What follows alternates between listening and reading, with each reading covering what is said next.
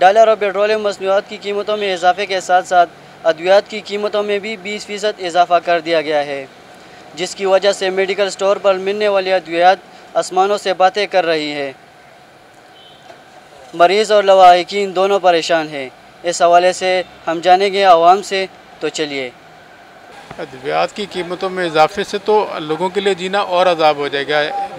Specially वो जो लोग जिनको प्रोलॉन्ग एलिमेंट का इशू है, उनको हर वक्त अपने लिए लाइफ सेविंग ड्रग्स की ज़रूरत होती है। अब ये ना सिर्फ ये महंगी हो गई हैं, कुछ दिनों के लिए ये मार्केट से गायब भी हो जाएंगी और फिर लोग भागते फिरेंगे, फिर ब्लैक में मिलेंगी। और हर बार ये हो रहा है कि मेडिसिन को तो सस्ता किया जाना चाहिए। चले आप फूड आइटम नहीं कर सकते, बाकी चीज़ें नहीं कर सकते, मेडिसिन पे तो ये तो लाइफ बेस करती है बहुत सारे लोगों की। तो मेरे ख्याल में गवर्नमेंट को इस बारे में रिकन्सिडर करना चाहिए।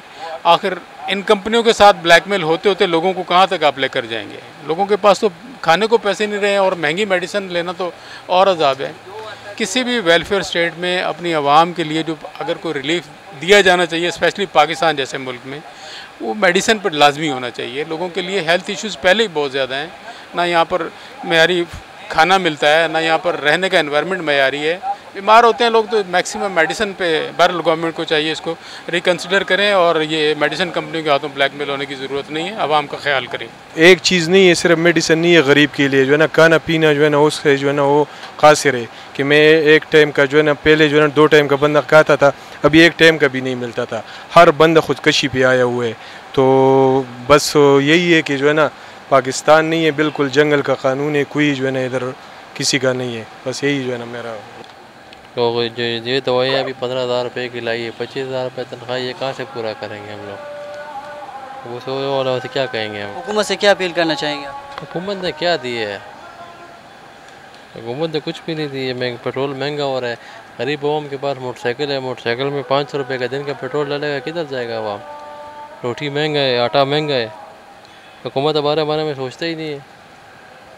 इस हवाले से आप क्या कहेंगे कि इमरान खान या कोई और पार्टी हुकूमत के लायक है या वो आवाम को रिलीफ दे सकती है? बस आवाम को तो रिलीफ है कि इमरान खान अगर बाहर आएगा तो वो आवाम के बारे में कुछ सोच सकता है। अब देखते हैं कि हुकूमत क्या करती है। हमारे तो यही अपील है कि इमरान खान को रिहा करें। अभी गरीब बंदे के लिए एक सेहत कार्ड की उनकी सहूलत थी, अभी पंजाब में देखिए वो भी उन्होंने उसके बाद काफ़ी सारा इलाज बंद कर दिया हुआ है। तो मेडिसिन की फील्ड में आप ये कह रहे हैं, तो मेडिसिन में से कौन सा हमें रिलीफ देना है? अभी आप देख लें गरीब बंदे के लिए मेडिसिन एक मतलब आप देखें वो रोटी खाएगा या फिर इस मेडिसिन का खर्चे जो वो बर्दाश्त करेगा। अभी मेडिसिन के खर्चे मुझे बताएं, अभी अगर एक मैं कहता हूँ कि इस हुकूमत को हम क्या कहें और आप बताएं।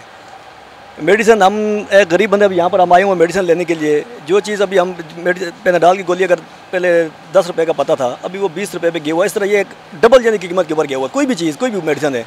तो मुझे बताएं कि हम अभी खाना खाएँ या मेडिसिन खाएँ?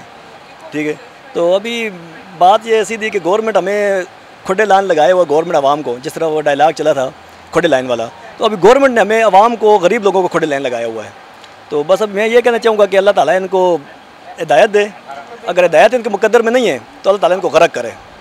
आवाम का कहना था कि हमारी पहुँच में एक ही चीज़ है, वो है मेडिसन। लिहाजा हमारी हुकूमत से ये दरख्वास्त है कि मेडिसिन की कीमतों में कमी लाई जाए। हमें दीजिए इजाज़त। अल्लाह हाफिज़।